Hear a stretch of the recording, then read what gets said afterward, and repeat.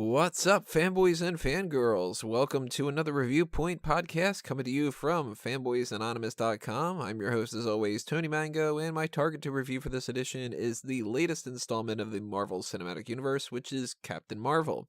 So, if you are unfamiliar with what the Reviewpoint is, it's pretty simple, not too complicated. Essentially, I'm just going to be breaking down my thoughts about the movie. I just got done seeing it not that long ago, so it's all fresh in my mind, and this is the first time I'm seeing it, of course, so maybe my opinion changes a little bit down in the future, positive or negative.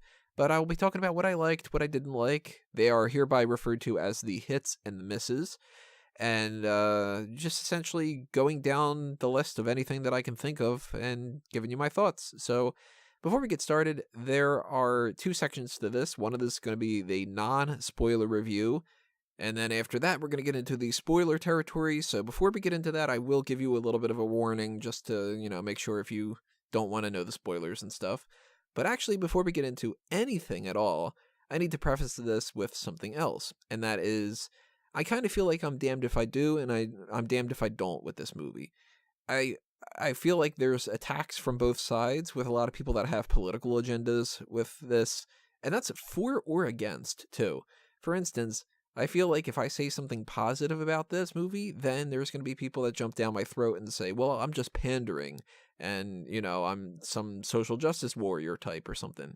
And then I also feel like if I say something negative about this movie, that people are going to say, well, you're just being sexist, and apparently you don't like it when there's a woman lead, which is, neither of them are true. I'm not pandering, and I am certainly not sexist.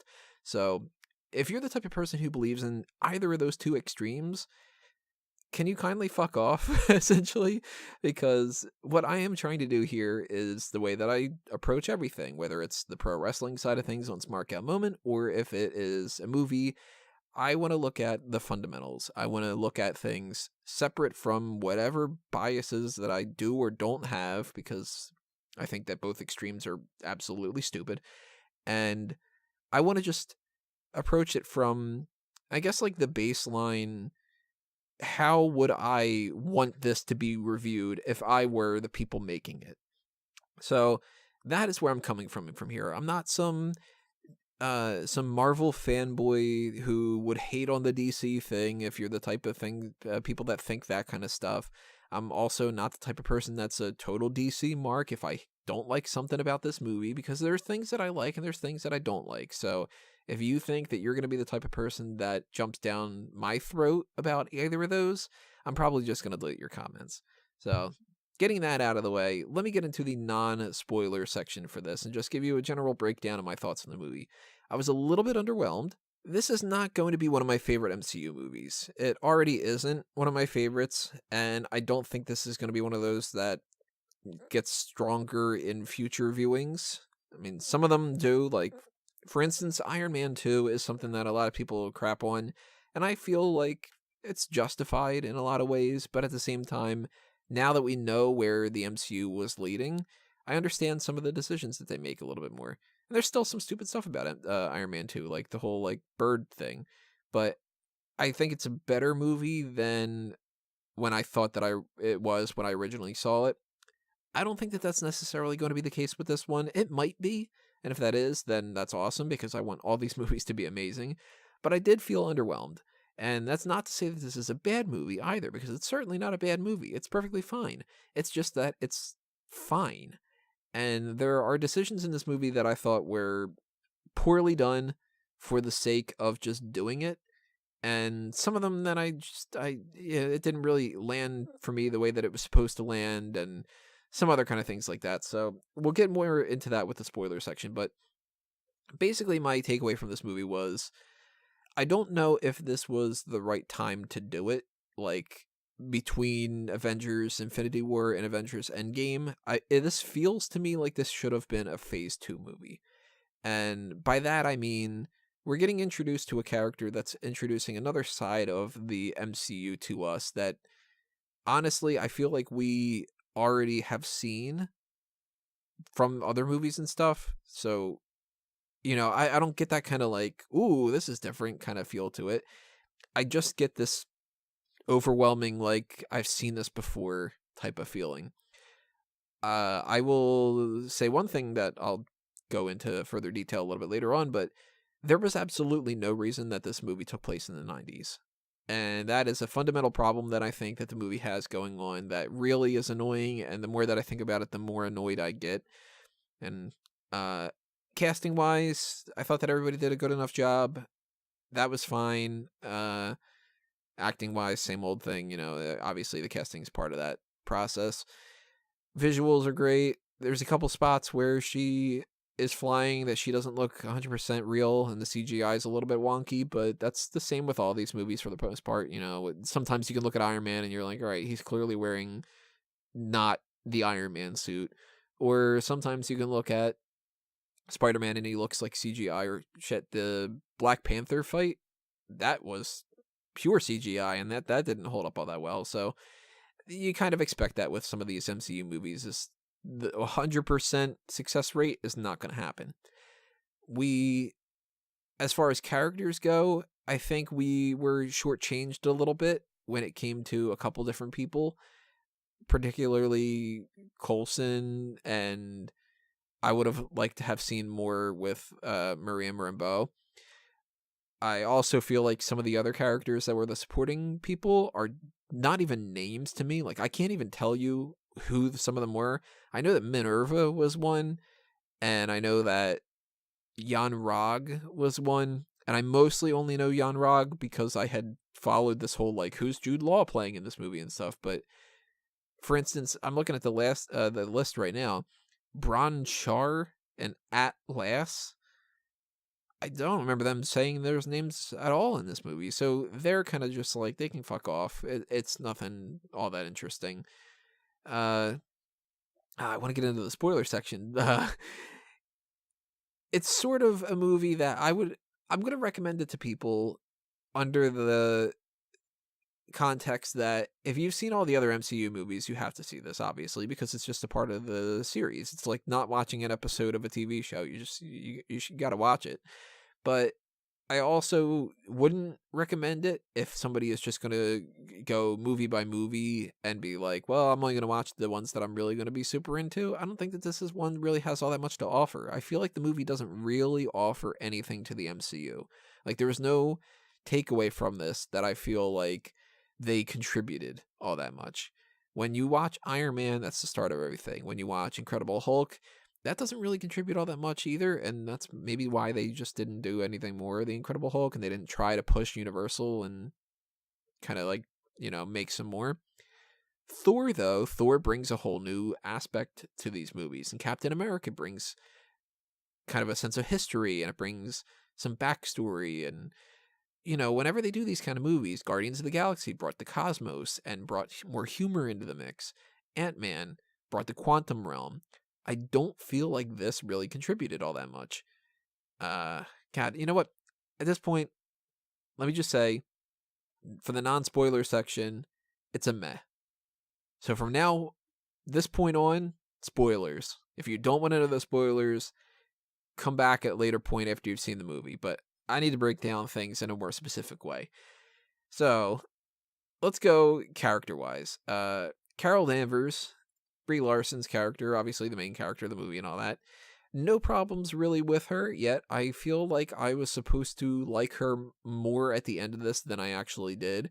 Like, if she is going to be one of these go-to people that are going to be like the head of the Avengers going forward, which I kind of assume is going to be the case, I don't feel like I really can get behind her the same way that I got behind some of the other people. Like, if you take out Tony Stark and Captain America and Thor and Black Widow and, all the originals and some of the other people too, if you take them out of the mix and you say, well, Carol Danvers, she's the one that's going forward, she's going to be your main one, I'm going to feel like it's a little bit hollow, because her character is really kind of a response to other people and not necessarily 100% a full-on character. Like, what are her traits? Is she funny? Not really. Is she particularly smart? Well, she's smart, but she's not, like, the smart one. Is she kind of a jerk, like Doctor Strange? No, she's pretty much just like a good person. Is she so much of a good person that that's her main character trait, like it is with Captain America? Not really. She's sort of just a template that doesn't have a lot of bullet points to it. So I want them to really flesh out Carol Danvers in the future and give her a lot more to go with. I feel like she was hollow in this. Nick Fury, I don't think that they made some of the right choices about Fury in this. One of them being, again, this is the spoiler section, the whole idea that he got his eye scratched out by just picking up the cat is really stupid. I know that the joke is supposed to be like, oh, this badass Nick Fury doesn't have a real, badass moment to attribute to this kind of thing, but does everything need to be a joke? Like, couldn't it have been that they teased that throughout the movie and then something actually did happen that was kind of badass? Like, maybe Nick Fury helped save some people at the end, and that's kind of how this happened. I would have rather done that, because at the bottom line, even though these movies are, entertainment and fun is entertainment and comedy is fun and that's entertainment and you can kind of go down that rabbit hole, we're supposed to be taking them seriously. And I don't like when they kind of wink and nod like that as much. So that was a mistake, I think. But Sam Jackson, he is always a treasure. So thumbs up with Sam Jackson. Thumbs up when it came to the CGI for him too. The de-aging, that didn't seem all out of whack to me, so that's really cool. Major hit when it comes to that. Let's see. Let's go down the list. Coulson was a miss for this one. I don't think that the CGI was as good for him, and I also feel like they just put him in there for the sake of putting him in there in a way that they didn't fully capitalize on there. Like, maybe we should have gotten 2 more scenes. Obviously, I liked seeing Gregg back, and I liked seeing a little bit of backstory for that, so I can't call it a miss as being like, well, they should have taken him out of the movie. No, it was good that they put him in there, but I feel like they didn't do it as well as they could have and that they should have. So maybe I shouldn't constitute it a miss because I still liked what they had in there. It's a hit, but it's just a very minor one where it could have been a big one. I mentioned before, the supporting characters on a lot of these sides of things, they were just nothing. Atlas and Minn-Erva and what was the other one? I don't even remember the other one. I have the list in front of me. Bronchar, complete misses. They have no personality to them. They're just blue people for the sake of being there. So that, no. I thought Ronan was kind of cool that they incorporated him in there as being like, the kind of, the dude that's a little too trigger happy, which that goes with the whole thing like that. So I like that. That was a hit. Korath was kind of fun. He's just another guy, so he's not really a strong hit, but it was kind of neat that they threw him in there. So I like that. Yon-Rogg, I mean, you put Jude Law into this movie, and he's not just going to be a nobody. So you got to assume that he's going to be the villain. And when they do the whole like, oh, look at that, he's the villain, it's like, yeah, I know. I'm trained enough by now to know this. And he's really not all that impressive of a villain. He's not going to go down on anybody's list as being something that they really are super into. So Yon-Rogg, he's a miss. Maria Rambeau, she's fine. I would have maybe liked to have seen a little bit more of the camaraderie that kind of like set that up. It was more so they told me that they were sisters instead of showing me, not sisters, but you know what I mean? Like that they might as well have been sisters. It just didn't come across like that to me. It came across more like, hey, these are the two that have this relationship. Can you just like skip past this instead of, show, don't tell, that kind of a thing. Her daughter, Monica, she was cute. She served her purpose. She wasn't annoying like a lot of kids are, so she was a hit. And if they continue that going forward, because they're probably going to, because there's this like 30-year gap for no fucking reason, then I'm assuming that Monica in the future is going to be the one that's like tagging along with her, and they're going to be like, new types of sisters and stuff like that. With Annette Bening, she's the supreme intelligence, and they incorporate it in a way that you see whoever you respect the most, and the person that she respects the most is somebody named Wendy Lawson, who is a doctor who is also Marvel. And this is one of the things that annoyed me about the movie.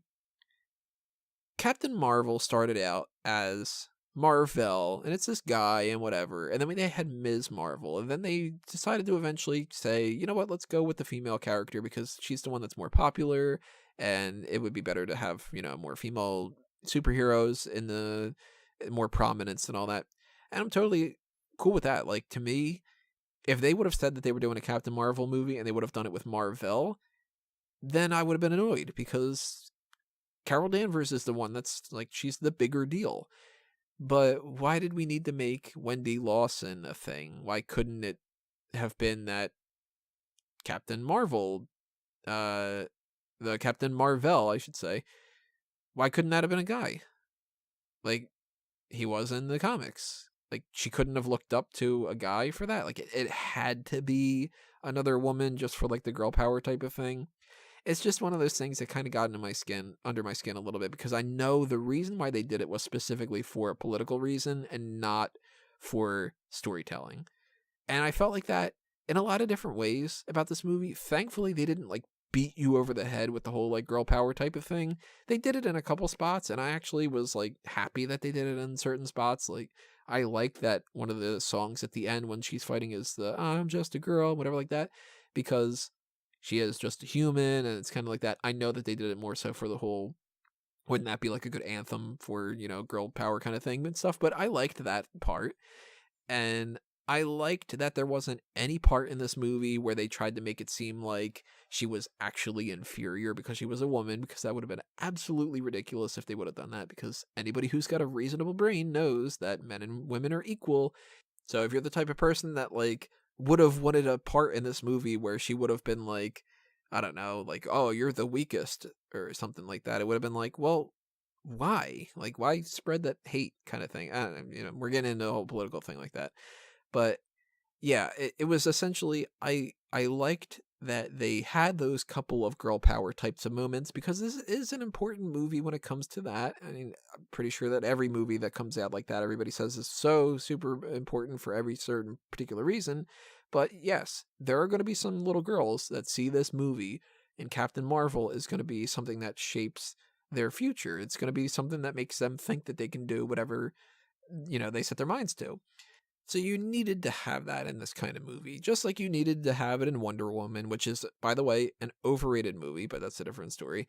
Um, you need to have that in these kind of things. And Black Panther, for instance, for that community, that was a big deal for them. And eventually, when we have the first openly gay superhero that's in the lead, like what is supposed to be happening with the Eternals, that's going to hit people too. And it's, the more that you normalize things and show people that it's not just, you have to fit a certain mold to be able to be the superhero or something like that, it's important. So no argument on my end when it comes to that. But I do find it a little bit annoying when movies kind of give, and TV shows too, give me the impression that that was their one and only goal for the movie. And I feel like that's what it is with Captain Marvel. I feel like if you take out the fact that the lead is the woman and that they have that kind of an ambition for it, you get a movie that people would be thinking is bland. So that's where I call it a bland movie. I honestly think if you had just, you take the same exact template of a movie and you replace Carol Danvers in the lead with the regular Captain Marvel, and he's a guy, people will go, oh, this was kind of blah. So keep that in mind when you are reviewing this too. Don't fall into the spell of being like, well, this is so much better because it says something about female empowerment, or because it says something about that it makes it worse. It's just what it is, So one of the problems that I had with this movie, one of the misses, probably the biggest miss that I have with this, is I feel like a lot of the movie was done with the intention of, wouldn't it be neat if blank? For instance, wouldn't it be neat if this took place in the 90s? Because it doesn't need to be. There's absolutely nothing in this movie that requires it to take place in the 90s. And I'm going to already, dissect a lot of this. For instance, the Tesseract. They say at the end of Captain America, they get the Tesseract. So the Tesseract is on Earth.